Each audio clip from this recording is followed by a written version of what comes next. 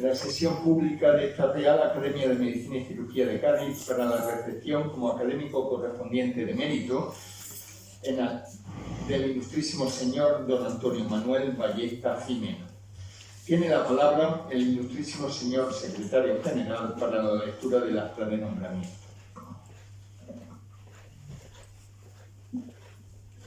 La venia. Punto quinto del orden del día del acta de la sesión de gobierno ordinaria del día 17 de diciembre del 2020. En el punto quinto del orden del día, propuesta de académicos correspondientes, se refiere que, cumpliendo la normativa vigente, artículos 21 y 22 de nuestros estatutos, se ha recibido propuesta de nombramiento de académico correspondiente de mérito, firmada por los académicos de número del excelentísimo señor Girón González e ilustrísimo señores Cabrera Afonso y Sueiro Fernández, a favor del ilustrísimo señor don Antonio Manuel Ballesta Jimeno, doctor en medicina, profesor titular de universidad y director médico corporativo de Analiza, Sociedad de Diagnóstico de Alcobendas, Madrid. Tras resumen de sus méritos por el presidente doctor Girón González, fue aceptado por unanimidad de los asistentes, por lo que se acuerda oficiar al doctor Ballesta Jimeno, quien será recibido en sesión a acordar oportunamente. De todo lo antecedente, como secretario general, doy fe en Cádiz a 21 de abril del 2022, doctor Juan Rafael Cabrera Afonso, secretario general perpetuo. Se conserva la fecha de probable ingreso, que fue suspendida por enfermedad, pero que consta en acta la fecha de ingreso de abril. Muchas gracias. Muchas gracias, doctor Cabrera. Tiene la palabra a continuación la ilustrísima señora doña Mercedes Salido Peracaula, académica de número, para presentar al recipientario.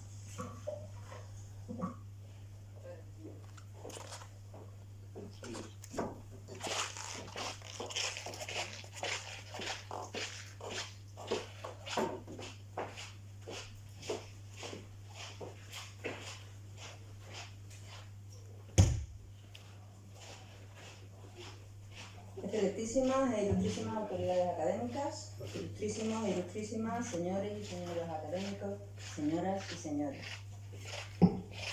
Las reales academias, como la nuestra, son corporaciones de derecho público. Este concepto implica que la elección de un académico no es una cuestión arbitraria, se basa en el principio de la valoración de los méritos de los candidatos que reúnan las condiciones requeridas.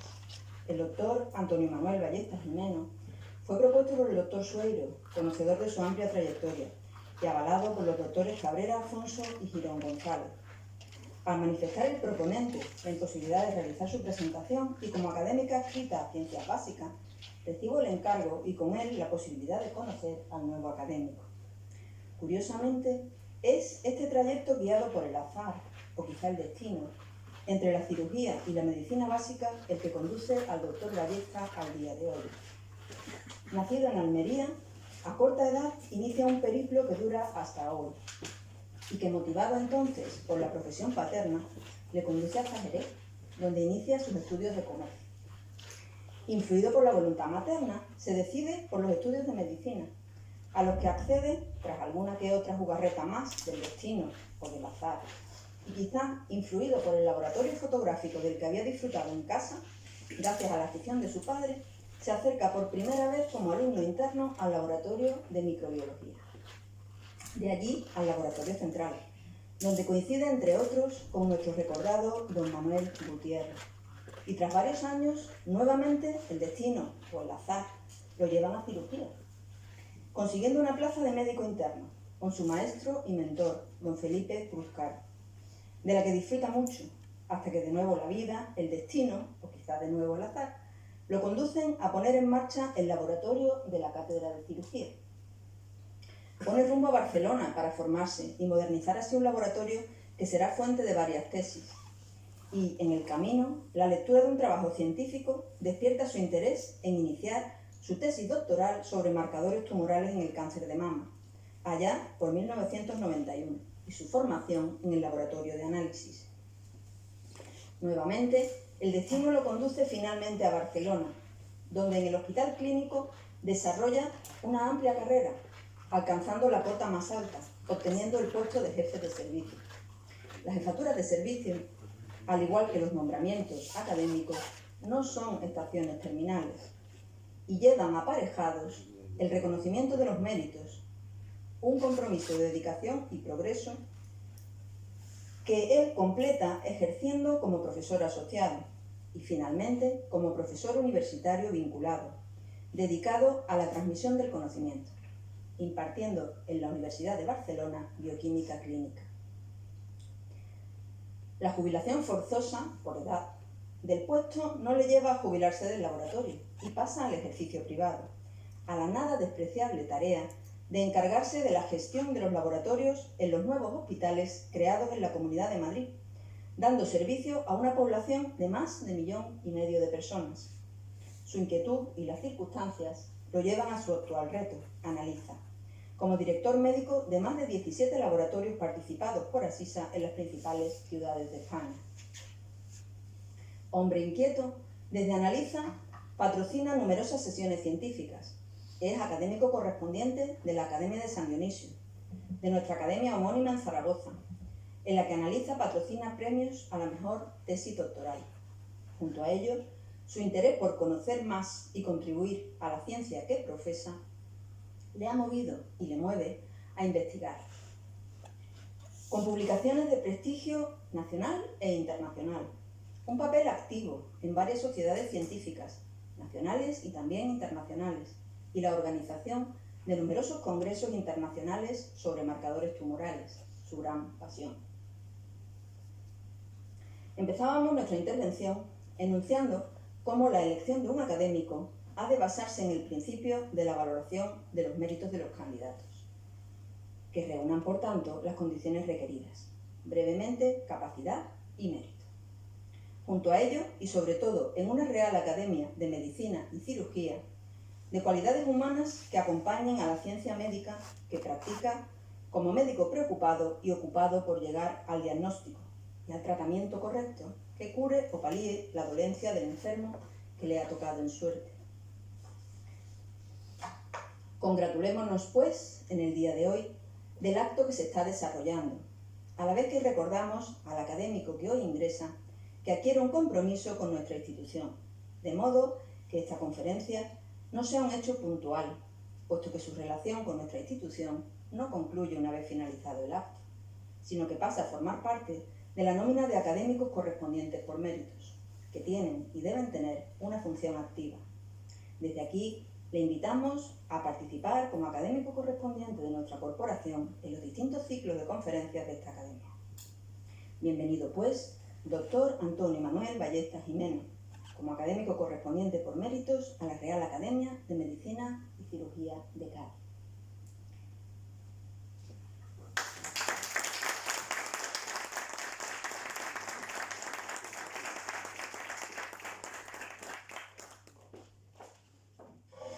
Muchas gracias, doctora Salido.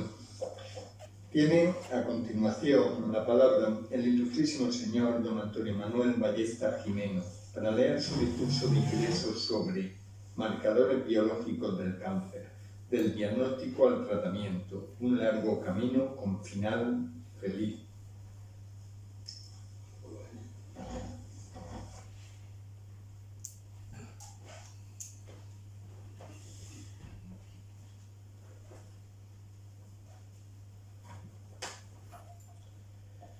Excelentísimo señor presidente, excelentísimos e ilustrísimos señores académicos, distinguidos profesores, doctores y doctoras, señoras y señores. Quiero iniciar mi discurso expresando mi más sincera gratitud a esta Real Academia por el honor que me hace al integrarme entre sus miembros.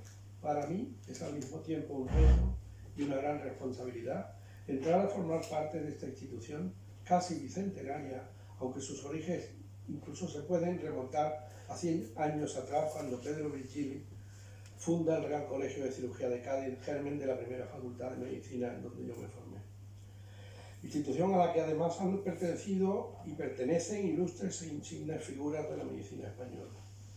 Cuando pienso en todo ello me siento abrumado y comprendo que mis méritos son escasos para tanto alto honor, distinción y privilegio.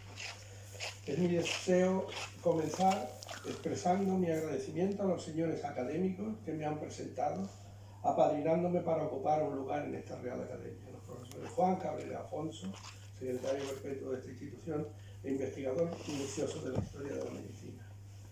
Yo, espero que sea condescendiente con mi licencia histórica. Y al doctor Juan Sueiro Fernández, jefe del Departamento de Cirugía de esta facultad, con una dilatada labor de docente e investigadora en el área de traumatología. Igualmente agradecer a la profesora Mercedes Salido Paracaula por el esmero y la delicadeza con que ha sabido ensalzar hasta sacarle un buen partido a mis pobres méritos personales. Este agradecimiento quiero hacerlo extensivo a todos los señores académicos de esta corporación por su recibimiento y unánime apoyo, siendo de justicia subrayar la calurosa y magnífica acogida que me han dispensado y a los que espero no defraudar. A todos quiero trasladar mi indudable compromiso de servicio y la seguridad de que pondré todo mi esfuerzo en cuantas tareas la Academia me encomiende o me corresponda desarrollar. Además, en esta introducción no puedo dejar de hacer explícito mi agradecimiento al presidente de la Real Academia, el profesor José Antonio Girón González, por su generosidad al estimular y apoyar mi entrada en ella. No sería justo dejar de mencionar a mi buen amigo y académico, el ilustrísimo señor don Fernando de Sousa, que manteniendo, yo creo, su vocación de rey mago, ha realizado una labor callada de estímulo a los miembros de la Academia, diríamos como un dictero testicularis, hasta conseguir mi nombramiento. Querido Fernando, muito obrigado per la ajuda e principalmente per la amistad.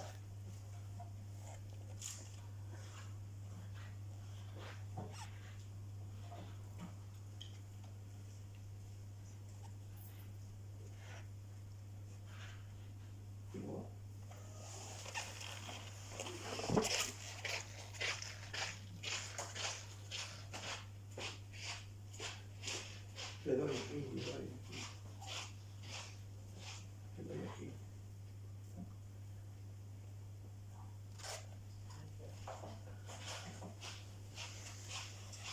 Vamos a hacer una disertación sobre un poco la historia y el azar, también, como decía mi presentadora, de lo que han sido los marcadores biológicos del cáncer, que han ido desde el diagnóstico al tratamiento, recorriendo un largo camino que esperamos que sea realmente, tenga un final feliz. Yo, como buen gaditano, saben que los gaditanos nacemos donde nos da la gana, pues yo nací en la Almería, realmente.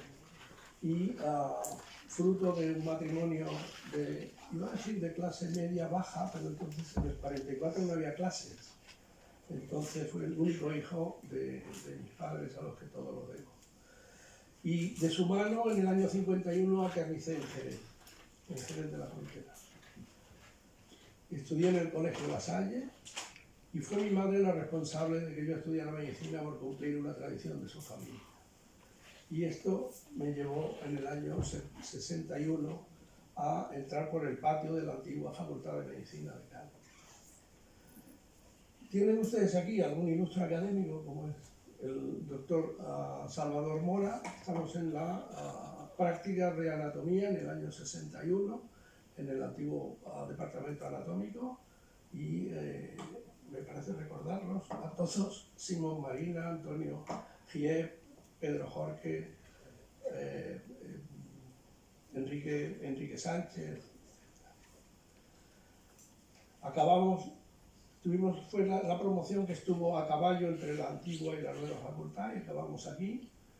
Y de la época de mi formación en el Hospital de Mora quiero resaltar dos figuras que influyeron de gran manera en mi formación, como fueron el doctor Ramón Martínez Pais, por ponerme en el camino de lo que sería mi profesión definitiva, y el profesor Felipe de la Cruz Caro, por saber reorientar la vocación de un cirujano frustrado. Al final, después de algunos avatares de tipo familiar y organizativo, digamos, no terminé con la promoción que debía y lo hice unos par de años con posterioridad. Y por eso especialmente quiero dar las gracias a Fernando Álvarez Ude, a Augusto García Villanueva, a Manuel Rodríguez Sáenz, a Luis Lafuente Núñez y a Rafael Martín del Río por recogerme en el pelotón y llevarme hasta la meta, cuando yo ya creía que no acabaría la carrera. Entonces empieza mi etapa en el Hospital Clínico de Barcelona en el año 73, concretamente el 27 de agosto del año 73. Yo llegué a Barcelona de la mano del profesor Augusto Corominas Vilardell para integrarme en lo que era en aquel momento recién fundado Laboratorio de Bioquímica Clínica del Hospital Clínico. Posteriormente, con el profesor Antonio Balaguer López, accedí a la plaza de jefe de sección y cuando él se fue a la jefatura de servicio. Y durante el desarrollo de esa jefatura de servicio fue el profesor Josep Carreras, que era el jefe del departamento de ciencias fisiológicas, la que me promocionó con la creación de una plaza del departamento para acceder a la plaza de profesor titular de universidad que desarrollé durante los últimos 15 años que estuve. He querido rendir homenaje a los únicos 4 jefes de servicio que tuvo el laboratorio de bioquímica del clínico, porque cuando yo cesé cambiaron el nombre, hubo una reorganización de todo el hospital y una reingeniería de procesos, que el antiguo laboratorio de bioquímica clínica pasó a llamarse laboratorio de bioquímica y genética molecular, con lo cual, digamos, estos son los 4 únicos jefes de servicio que ha tenido el laboratorio durante su trayectoria, y curiosamente yo, que era el de fuera, el que más tiempo estuve, porque estuve 15 años ejerciendo de jefe de servicio. Y permítanme aquí rendir homenaje a lo que era mi grupo, es decir, yo creo que es el mejor elenco de profesionales dedicados a la bioquímica clínica que había en aquel momento en el país. Yo tuve el honor de dirigirlos desde el año 90 hasta el 2006.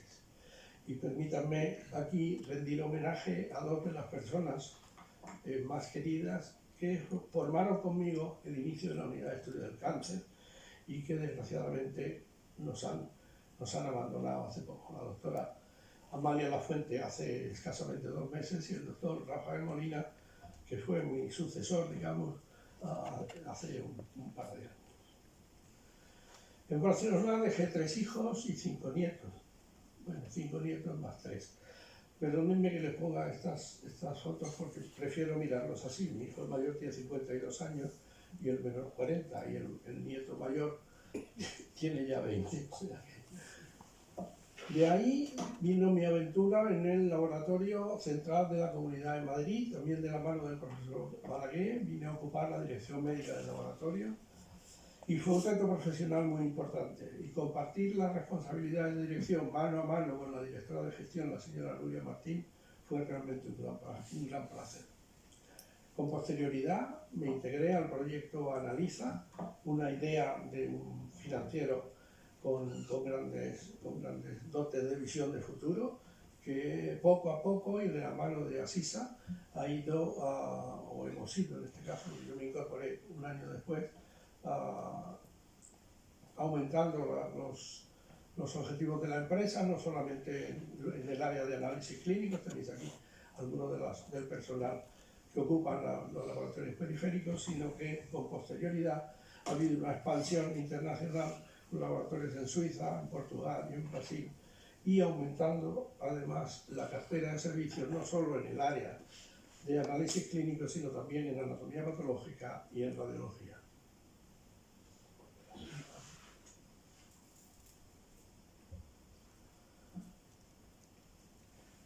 Y por último, gracias Pilar por acompañarme en este último tramo.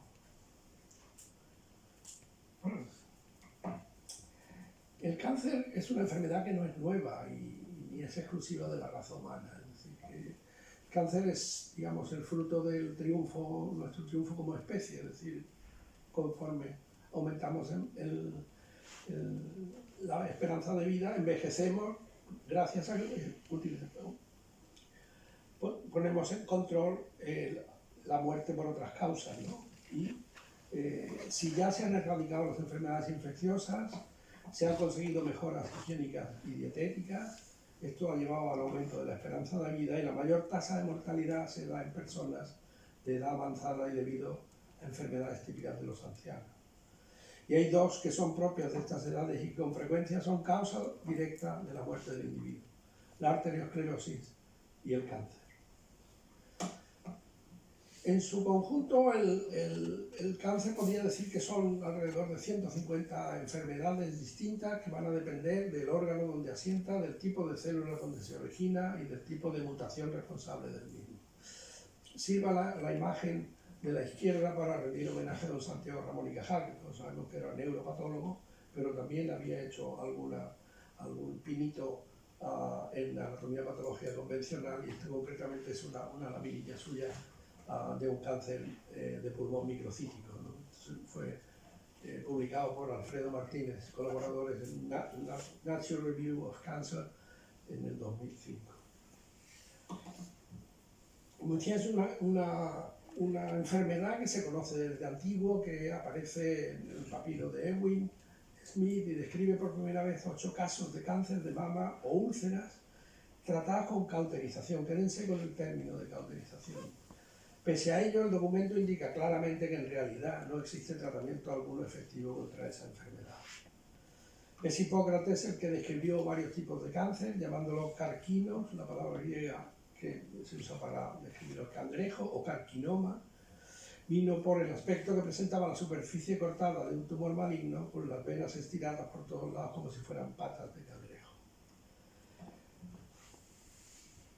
Se han encontrado datos que sugieren la presencia de tumores por ejemplo, el nombre de Steinheim, que data del Pleistoceno medio, o sea, unos 365.000 años, y que fue hallado en 1933 en la región de Baden-Württemberg, y que tiene una lesión sugestiva de un tumor cerebral. Y grandes personajes de la historia, como nuestra reina Isabel de Castilla, muere en Medina del Campo en noviembre de 504, víctima de un tumor maligno. También Madame Pompadour fue amante oficial del rey Felipe V hasta su muerte en 1762, víctima de un cáncer de pulmón. María Tudor, reina de Inglaterra, hija de Enrique VIII y de Catalina de Aragón, esposa de Felipe II, víctima de un cáncer de estómago. Y quiero llamar su atención cómo en el arte se plasma a veces la presencia de tumores o las cicatrices que han dejado los tratamientos. Por eso decía lo de las cauterizaciones. Aquí tienen el retrato de Giovanni Dona, la Fornalina de Rafael Sanzio, está en el Palacio Barberini de Roma, y se ve perfectamente la cicatriz que ha producido la intervención para la extirpación de un cáncer de mama. Lo mismo ocurre en las Tres Gracias de Rubens, que está en el Museo del Prado, en el que pueden ver además 2 elementos esenciales. Por un lado, la cicatriz de la cauterización, y por otro lado, el síntoma específico de retracción del pezón que acompaña a los tumores avanzados. También Betsabe, con la carta de David de Rembrandt, presenta la cicatriz de una cauterización.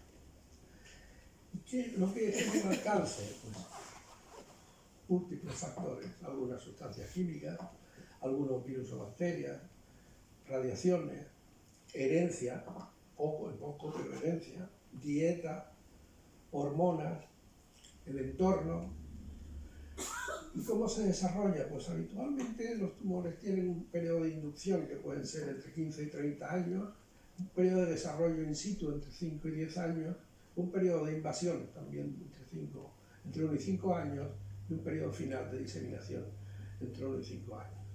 Tenemos el reto de pillarlos cuando están en in situ, porque el periodo de inducción será muy difícil de cazar. Lo que sí está claro es que la supervivencia a los 5 años es distinta dependiendo del momento en el que se realiza el diagnóstico. Es decir, cualquiera de los tumores, localizaciones de los tumores, presenta una supervivencia mayor cuando el diagnóstico se realiza en su estadio local que en el regional, que sobre todo en el metástasis. Por ello, la mejor arma contra el cáncer, dicen, es el diagnóstico precoz. Y yo añadiría, siempre que se cuente con un tratamiento efectivo, porque nos hemos tirado muchos años diagnosticando sin que luego hubiera un tratamiento que acompañara al éxito. Han sido muchos los investigadores, y es una anécdota de Koch, que el emperador Kaiser Guillermo II le dijo: ya que ha descubierto usted el microbio de la tuberculosis, pues descubra usted ahora el microbio del cáncer. Principales armas para luchar con esta enfermedad serían, pues, En principio una prevención primaria, es decir, eliminar riesgos, eliminar la acción de carcinógenos, eliminar el tabaco, aumentar la vida saludable, la alimentación, etc. Una prevención secundaria pasaría por el diagnóstico precoz y esto sería potenciado si se vigilaran de manera concisa los grupos de alto riesgo. También por mejorar métodos de diagnóstico de laboratorio, sobre todo en el ámbito molecular y de imagen. Mejorar las técnicas de tratamiento, la cirugía, sobre todo ahora con la robótica y la radioterapia, y el desarrollo de nuevas estrategias terapéuticas más efectivas y menos tóxicas.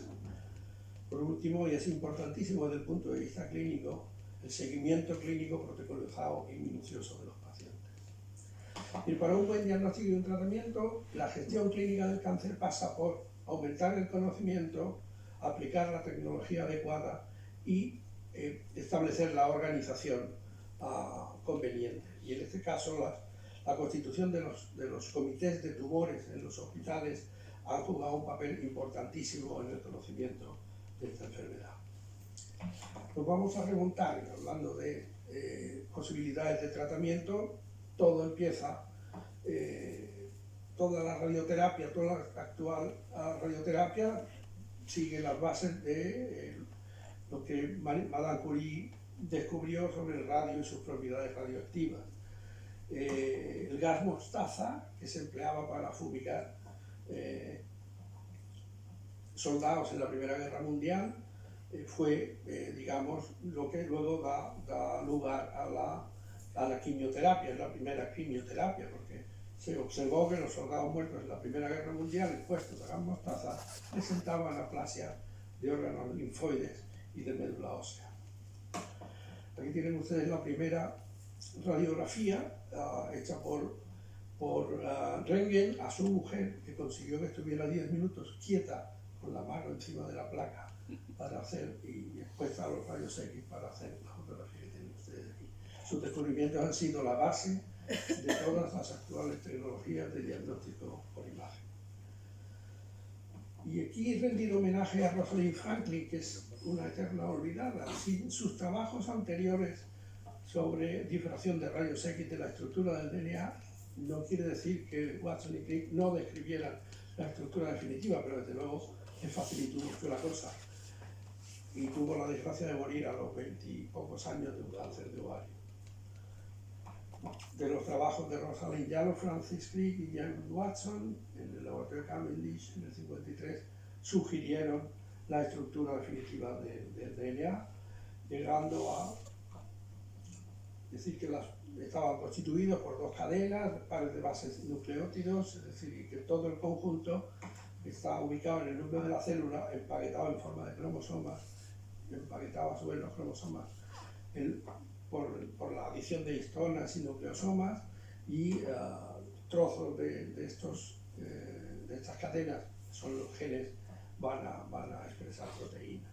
Es decir, que siendo el genoma el conjunto de secuencias de ADN que caracteriza a un individuo. No me duda que el proyecto Genoma ha sido una perspectiva globalizadora en medicina. Yo creo que en los 13 años que duró se han desarrollado más técnicas para el estudio y descifrar los mecanismos íntimos del genoma. Yo creo que en estos 13 años más que en toda la historia anterior de la medicina. Es decir, con ello se ha podido desentrañar lo que sería, digamos, los íntimos mecanismos que hacen funcionar el ciclo celular. Es decir, que la célula que está en reposo recibe un estímulo y que ese estímulo la hace ponerse a crecer, duplicar el material genético y, si todo está correcto, dividirse, ir hacia la diferenciación o de nuevo al reposo, y también está controlado exactamente de manera estricta el tiempo que van a vivir, es decir, que en un momento dado se activan mecanismos que llevan a la muerte celular programada, que sería la apoptosis. Todos los hematíes de nuestro cuerpo en 120 días desaparecen. Y sabemos desde los años 80 que hay moduladores de ese crecimiento celular, es decir, que el crecimiento celular no se produce al azar, sino que hay elementos que actúan como factores de crecimiento, como receptores de estos factores, como mecanismos de la transmisión de señal transmembrana y de la transmisión de señal al núcleo y transcripción de las proteínas que tienen que ser efectoras, y también hay genes inhibidores de este crecimiento, es decir, que a los potenciadores se le ha llamado históricamente oncogenes, a los inhibidores se le empezó llamando antioncogenes y ahora son genes supresores, ¿no? Y buena parte de las alteraciones que se producen son en los mecanismos de comunicación, es decir, son intrincados mecanismos dentro de la célula, lo que hace que la señal que viene de fuera llegue al núcleo para que expresen las proteínas necesarias, es decir, si van por una vía la célula se divide, si va por otra vía activan los mecanismos de apoptosis y la célula se destruye. Son algunos de los mecanismos, no son todos, por supuesto. Y el cáncer se puede decir que es un fallo en la comunicación, es decir, que hay alteraciones a nivel de APC en el cáncer de colon, de retinoblastoma en el retinoblastoma, en tumores óseos, tumores de vejiga, pulmón, mama. En muchos tumores está alterado el AP53 y otras vías del ARF o MDM2, sarcomas, leucemias, tumores del sistema nervioso central, etc. ¿Cuáles son los eventos moleculares que se producen en la célula? En primer lugar, podemos decir mutaciones que activan oncogenes o inactivan los genes supresores. Eso hace que la célula esté en una forma de inestabilidad genética. Por otra parte, hay una desregulación de los factores de crecimiento y sus receptores. También alteraciones en los canales de traducción de señales, lo cual pone a la célula en crecimiento. Pero si además se segregan factores angiogénicos y se segrega de forma autocrina factores de crecimiento que activen el crecimiento de la célula, vamos a entrar en un crecimiento mantenido. Si por condición siguiente se inhiben los mecanismos de apoptosis, de muerte celular programada, la célula es inmortal. Y tenemos una célula en crecimiento mantenido, inestable genéticamente e inmortal. Bueno, lo siguiente es la secreción de metaloproteasas y otros mecanismos para producir la invasión y las metástasis de estas células. Es decir, que tiene que haber un equilibrio entre la acción de los oncogenes, la acción en un balance con los genes supresores.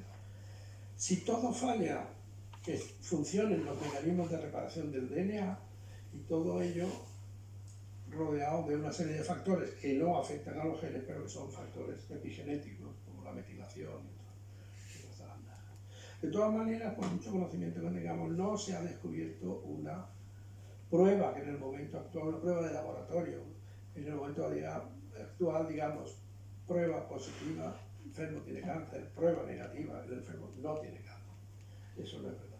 Pero el gran bagaje el gran esfuerzo de los distintos grupos de investigación sí que han ido a desentrañar realmente cuáles son los mecanismos, ¿no? Y hemos contado con herramientas importantes, es decir, la primera de ellas serían los anticuerpos monoclonales, ¿no? Entonces, el argentino Milsen y el alemán Köhler describieron los anticuerpos monoclonales, y esto les llevó el premio Nobel. Curiosamente, el personaje más no sé cómo calificarlo, describió casi por casualidad, según decía él, la reacción en cadena de la polimerasa que ha permitido los estudios moleculares de alto nivel, ¿no? Y que salen los primeros marcadores, digamos, la primera generación. No cabe duda que es Henry Vance Jones, el primero que describe una proteína rara en la orina de un paciente que tenía mieloma, tenía molitium óseo, tenía un mieloma. Y una proteína que si se calentaba se coagulaba, pero luego si se subía la temperatura se volvía a redisolver. Y es lo que ahora llamamos cadenas ligeras de las inmunoglobulinas, pero que durante muchísimos años se le ha llamado proteína de Vance Jones. Desde tiempo inmemorial los patólogos clásicos identificaban las alteraciones, digamos, en base a la morfología, es decir, cambios en la morfología de los tejidos inducían a pensar en la transformación maligna. Muchos químicos clásicos como Fishman del Instituto La Joya trató de encontrar cambios bioquímicos que fueran paralelos a esos cambios morfológicos y la verdad es que no tuvo mucha suerte. Al final, con el uso de anticuerpos, el desarrollo de las técnicas de inmunoanálisis, Phil Gold y Gregory Abelev, Phil Gold, como saben ustedes, es el padre del CEA, el antígeno carcino embrionario, que es de los antígenos, de los marcadores tumorales más utilizados en la clínica actualmente, y Abelev describió la alfa-fetoproteína. Yo tuve la suerte de tenerlos aquí en un congreso internacional que organizamos durante bastante tiempo, cada 2 años. Y Robert Bass Jr., que era del MD Anderson, es el primero que empieza a utilizar anticuerpos monoclonales en la determinación mediante enzimo inmunoensayo de marcadores tumorales. De hecho, aquí tienen ustedes el elenco que hay en el momento actual de marcadores tumorales circulantes que están en la clínica diaria, en la cartera de servicios de los laboratorios clínicos habituales, ¿no? Y que cada tipo de tumor pues tiene algún marcador que le es más específico, que le es más sensible, ¿no? ¿Qué utilidad tienen estos marcadores? Pues la verdad es que en la fase de diagnóstico ya no. ¿Por qué digo ya no? Porque los métodos, cuando se descubrieron, los métodos que teníamos para determinarlos, detectaban por encima del gramo o el miligramo de proteína. Cuando las técnicas bajaron, la sensibilidad de las técnicas bajaron a detectar el nanogramo y el picogramo de proteína. Con lo cual todos los que estamos en la sala tenemos 4 o 5 nanogramos de CA, 8 o 9 de alfa-fetoproteína, 6 o 7 de CA125, etc. Es decir, que ya no se diferencia la población sana, es difícil de diferenciar la población sana de los estadios iniciales del cáncer, que sería cuando tendría utilidad para el diagnóstico. Pero sí, que una vez realizado el diagnóstico, son de gran utilidad todavía en el control del tratamiento primario, en el establecimiento del pronóstico o ayudar al establecimiento del pronóstico, en el seguimiento clínico, en aquellos tumores, en aquellos pacientes que tienen tumores que expresan marcadores tumorales. Obviamente el curso clínico va a ir seguido de alteraciones o elevaciones o descensos de la cantidad de marcador que hay en la sangre. Y también, en algunos casos, para el diagnóstico precoz de recidiva. Decíamos, ver la evolución y ver cómo ha ido el tratamiento primario, es decir, si un paciente tiene una cantidad en este caso debería ser de CEA, y después de la cirugía desciende y se mantiene durante meses descendido en condiciones normales, pues quiere decir que la cirugía ha sido eficaz, ha sido erradicativa y no queda ningún rastro de tumor. Pero si después de la cirugía baja y se mantiene durante poco tiempo en niveles normales y de nuevo remonta, quiere decir que algo ha quedado o hay que ir a buscar que no se haya producido una recidiva, ¿no? También cuando se usan marcadores que no son excesivamente específicos del tumor, como es en el caso del CEA en el cáncer de mama, puede ser importante ver las elevaciones que se dan antes de llegar al diagnóstico clínico. Esta diapositiva se queda un poquito ya mayorcita, digamos, porque los compañeros de diagnóstico por imagen están llegando a detectar lesiones muy pequeñas. O bien, lo que sí es interesante es, en el mismo caso de antígeno carcino embrionario y seguimiento de pacientes con cáncer de mama, que a veces alerta el aumento del marcador en sangre, se comenta en el comité de tumores lo que ocurre y empiezan a buscarlo por un lado y por otro, y no encuentran, y de pronto encuentran una segunda neoplasia, por ejemplo, en colon o recto. Entramos en la segunda generación, en la que ya les pongo investigadores del área de molecular y grandes oncólogos.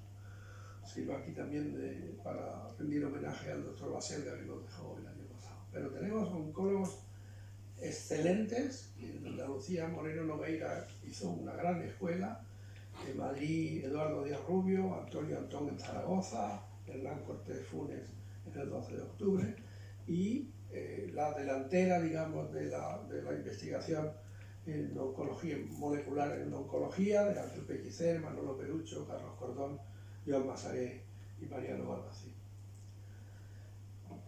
Se han podido desarrollar métodos cada vez más sofisticados que nos pueden dar más información de cómo está el genoma. Bueno, el caso de los arrays de CGH, en el que de una mirada vemos cómo están todos los cromosomas, qué niveles de expresión hay hacia arriba o hacia abajo en el cromosoma, y cuando irrumpen la tecnología de alta resolución, de lo que llamábamos microchips, ya está todo un poquito obsoleto, ¿no? Esta diapositiva es gentileza de Carlos Cordón, de cuando estaba en memoria, o sea que, microchips que podían estudiar 12.000 genes, 21.000 genes, 63.000 genes a la vez, ¿no?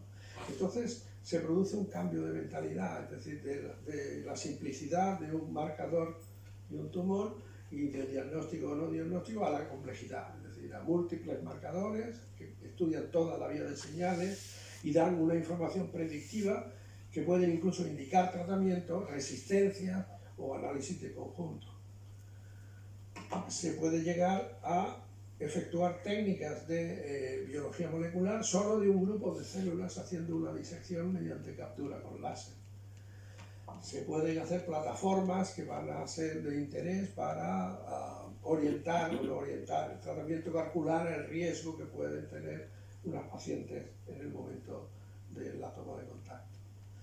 ¿Y qué les voy a decir de la secuenciación masiva? Que en el momento actual pues, puede hacer un genoma completo en 2 horas y por menos de 600 euros. Es decir, que pronto tendremos genoma completo todos, porque tenemos casos, incluso en la familia, en que la abuela le ha regalado a su nieta un genoma, ¿no? Para que lo tenga. El otro paso importante que se ha dado en los últimos tiempos es la detección de DNA circulante, lo que los patólogos les gusta llamar biopsia líquida, porque todas las técnicas moleculares no dejan de ser como la biopsia normal, que es un retrato de aquel momento, pero el poder detectar elementos procedentes del tumor en la circulación es muy importante, porque puede llegar a monitorizar pacientes de alto riesgo, identificar tumores en estadios muy precoces, discriminar entre enfermedad benigna y maligna, ayudar al pronóstico, a predecir el desarrollo de la enfermedad, la progresión, etc. Tanto es así que hay quien preconiza ya que en la clasificación TNM se incluya la B que sería B0, no hay cDNA circulante,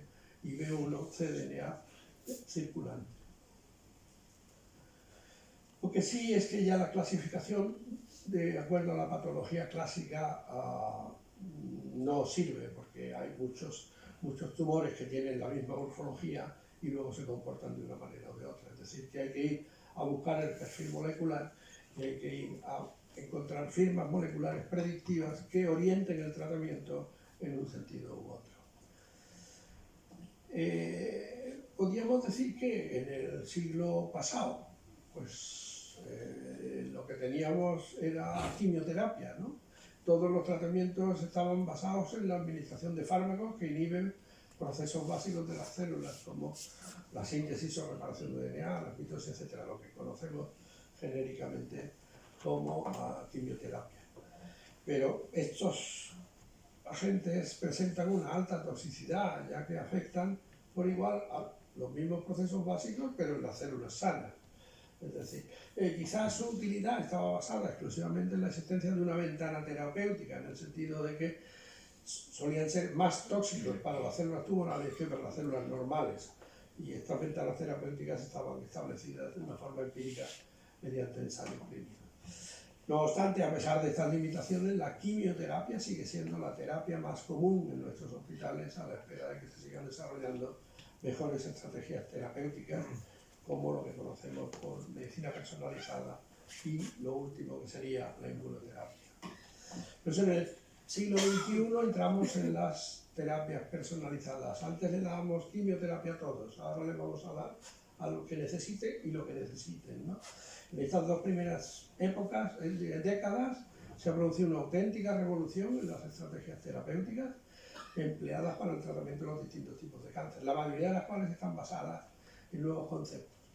Las llamadas terapias dirigidas o personalizadas, que forman parte de lo que también se conoce como medicina de precisión, y la irrupción de la inmunoterapia, que se basa en el desarrollo de inhibidores de los mecanismos que facilitan el escape inmunológico de las células cancerosas. Por otro lado, hay la terapia CAR-T, aplicada sobre todo a tumores hematopoyéticos, y que está basada en producir las células T del paciente manipuladas para que expresen receptores quiméricos que recojan antígenos propios de las células tumorales.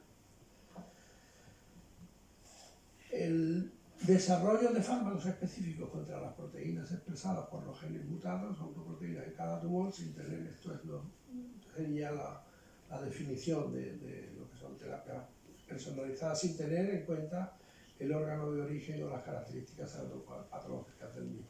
El primer tratamiento que podríamos decir que cumpliría estos criterios fue el Herceptin, un anticuerpo monoclonal humanizado dirigido contra el oncogen HER2 y que se utiliza para el tratamiento de aquellos casos de cáncer de mama que presentan sobreexpresión de este oncogen.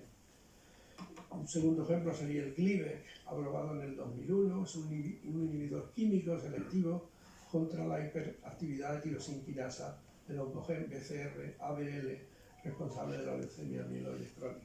Realmente es muy interesante porque la molécula del Glivec es muy parecida arquitectónicamente, es decir, tridimensionalmente es muy parecida a una molécula de ATP y compite, se coloca en el centro activo de la proteína tirosinquinasa e impide, no le aporta fosfatos y por tanto impide la hiperactividad de la tirosinquinasa.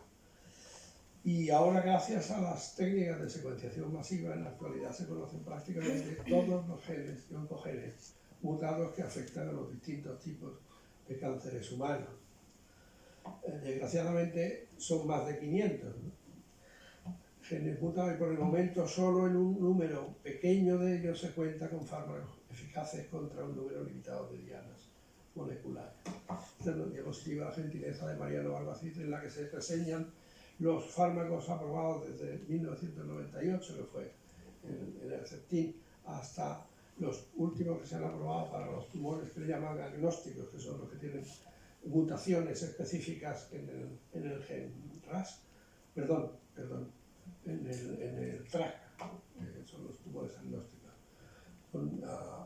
Es un oncogen que en principio se había descrito como un factor de crecimiento neuronal, y que ahora resulta que está mutado en una serie de tumores de distinta localización, de distintas estirpes, pero que tiene la gracia de que si tienen la mutación que se puja en el TRAC, son susceptibles de ser tratados con un fármaco específico. En resumen, el principio era la quimioterapia, que era, por decirlo de una manera un poco así, digamos, popular, café para tos. El segundo espacio, a partir del año 2000, la segunda era sería investigar la presencia de dianas moleculares y en base a ello establecer el tratamiento. En el tercero, que es la era de la genómica, transcriptómica, proteómica, epigenómica, farmacogenómica y otras ómicas. Yo tenía un compañero muy clínico en el clínico, que decía: vosotros estáis con el genoma y el transcriptoma y el metaboloma, y yo tengo el enfermoma, yo lo tengo entero, como diría Marañón. ¿Cuál es la mejor? ¿Cuál ha sido el avance más grande de la medicina? La silla en la que se sienta el paciente y yo lo veo y le pregunto qué tiene y desde cuándo, y su padre lo tenía, etcétera, etcétera.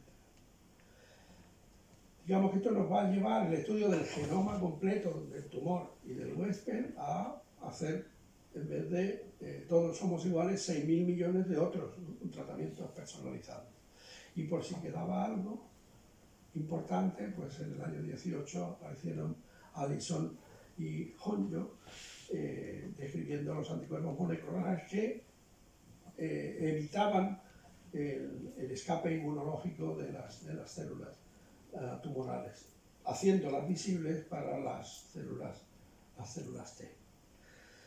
Así que la clasificación de los tumores nos va a llevar a aplicar un tratamiento u otro dependiendo de que tenga una buena firma molecular o una mala firma molecular. Vamos a poner tratamientos más agresivos en los que tienen peor pronóstico que los otros. A todo esto ha contribuido realmente que el precio ha bajado de manera espectacular, es decir, que el coste por megabase de la secuencia de DNA, pues que hasta el año 2008 iba siguiendo una línea, pues de pronto se ha desplomado porque han aparecido capacidades técnicas para hacerlo. Es lo mismo que el coste del genoma, que como les digo, en esta diapositiva, que se para en el 2014, estaba por encima de los 2.000 o 3.000 dólares, y en el momento actual hay empresas que lo ofertan por 590 para no llegar a los 600. Algunos ejemplos históricos, digamos, porque estamos hablando de mucho molecular y mucho tal, pero antes tener o no receptores hormonales positivos en un cáncer de mama indicaba una terapia u otra, ¿no? Que sería de los pioneros, ¿no? De factores predictivos de pronóstico en el cáncer de mama. Posteriormente apareció el ER2-Neu. Y lo que les comentaba de la leucemia de crónica, la quimera, digamos, molécula de imatinib que se interpone y evita la actividad tirosínquinasa. No cabe duda que los compañeros de la clínica también han avanzado, es decir, que estamos avanzando en tratamiento y avanzando en técnicas diagnósticas, ¿no? La importancia de la mamografía no se la tengo que explicar a ustedes. La importancia de la resonancia magnética nuclear tampoco. La importancia de la tomografía computerizada, de la combinación de PET y TAC, dos técnicas especialmente útiles en algunos casos muy complejos de cáncer de pulmón, y las técnicas avanzadas de imagen, digamos, que visualizan anatomía y función, pues han llevado a ir ganando terreno. También los tratamientos, es decir, implantación de técnicas de ganglio centinela para el cáncer de mama, los tratamientos, digamos, con radioterapia dirigida, pues han llevado, ha quedado una, no sé dónde está. Bueno, nada, hablaba de la robótica, pero ya se lo saben ustedes, que sobre todo la robótica en el cáncer de próstata ha cambiado totalmente el posoperatorio del cáncer de próstata y las complicaciones que tenía. Lo que sí en el año 17 hizo una estadística y vio que los cánceres esperados, digamos, siguiendo la progresión normal, se habían perdido muchos a partir de 1990, 89, 90, empezó a perderse cánceres, tanto en hombres como en mujeres, digamos, de los que se esperaban, y esto no tiene otra duda. Está desapareciendo el hábito tabáquico, la gente es más consciente y hace ejercicio, come más sano, y además tenemos métodos de diagnóstico más efectivos y tenemos tratamientos mucho mejor, ¿no? Es decir, estamos resolviendo el problema. Es decir, la supervivencia a 5 años entre el 75 y el 77 global era del 49%, del 87 al 89 del 55%, y pues en el momento actual estaremos por encima del 61 con algo. Lo cual, esta supervivencia global a 5 años representa un tipo de progreso muy importante cuando es más del 75%, importante entre el 50 y el 75, discreto, 25 y 50, y muy mediocre en menos del 20, que desgraciadamente todavía sigue habiendo tumores. De todas formas, podríamos decir que globalmente los hombres a lo largo de su vida, 1 de cada 2 puede tener cáncer, las mujeres 1 de cada 3, pero que el grado de curación está por encima del 75%. Que como siguen viviendo, tienen riesgo 1 de cada 6 de desarrollar una segunda neoplasia, pero también le podemos aplicar el porcentaje de curación, que también será de por encima del 75%. Esto sería un estudio del Instituto Catalán de Oncología sobre casi 4.000 casos, en el que la supervivencia a 5 años, fíjense, en la mama del 93% y en la leucemia amiloide crónica del 94%. Estamos en la era de la medicina de precisión, es decir, se cambia el paradigma y hemos pasado de la medicina basada en síntomas, la medicina intuitiva, a la de hoy, que sería basada en patrones, basada en evidencia, y la de mañana, que estará basada en algoritmos, ¿no? Algoritmos que vendrán de unir las ómicas personales de cada uno, más las imágenes moleculares, más otra serie de datos no moleculares, meterlo en una retorta de Big Data y va a salir una información que va a llevar a aplicar a cada paciente lo que necesita. El cáncer, de ahí lo de final feliz. El cáncer se puede afirmar que se cura y pronto será una enfermedad crónica, y esperemos que más tarde más pronto que tarde encontremos una cura antes de que esta niña tenga necesidad de nosotros. Muchísimas gracias.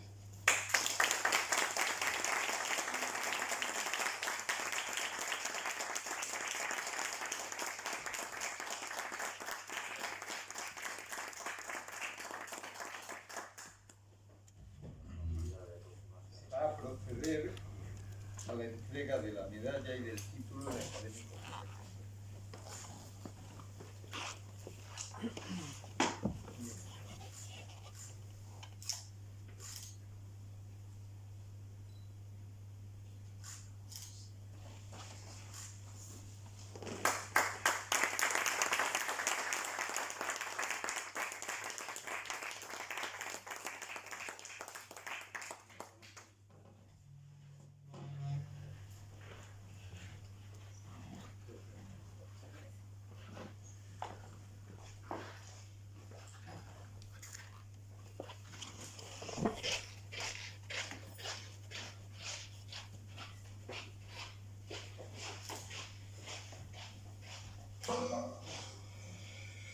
Don Antonio Manuel Ballesta Jiménez, sea bienvenido a esta institución. Recuerden las palabras que ha comentado con anterioridad la doctora Salido Peracaula. Acepta usted un reto y acepta usted un compromiso con esta institución, y la institución se lo cobrará, le obligará a dar charlas similares a las de hoy, probablemente sobre temas relacionados con el mismo. No tengo mucho más que decir, aparte de lo que se ha dicho a lo largo de esta tarde. Sí, agradecer el colocarnos en esta situación que sabiamente ha hecho el recipiendario de una nueva medicina, una medicina donde ciertamente la silla va a tener importancia, pero ciertamente también una serie de técnicas ómicas que van a disecar hasta niveles probablemente incomprensibles hace pocos años la situación de un sujeto y de sus tumores, y probablemente el resto de las enfermedades o de su capacidad para responder a las mismas. ¿Será capaz la industria farmacéutica de conseguir fármacos útiles para esta capacidad de diagnóstico que se ha incrementado notablemente en estos últimos años? No lo sé. Tenemos ya varios, y es cierto que hemos mejorado notablemente con respecto a cómo éramos allá por el año 2000 sin más, pero ciertamente aún queda mucho camino por recorrer. Nada más, darles las gracias por su asistencia y quedan emplazados para el próximo jueves, en esta ocasión a las 7 de la tarde. Será la entrada como académico de número de don Juan Muñoz Muñoz. Muchas gracias.